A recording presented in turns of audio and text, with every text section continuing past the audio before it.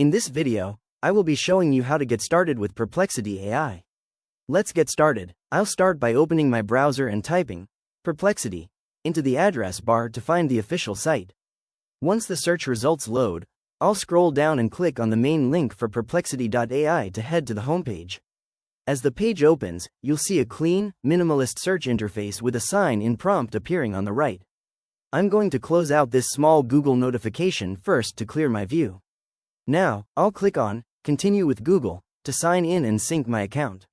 Now that I'm logged in, I've landed on the Perplexity Pro dashboard. The interface is designed to be beginner-friendly while offering deep research capabilities for more advanced tasks. I'm now all set up and ready to start my first search. It's a very smooth process that gets me straight into a productive workflow. Now that I have my account ready, I can begin exploring everything this tool has to offer.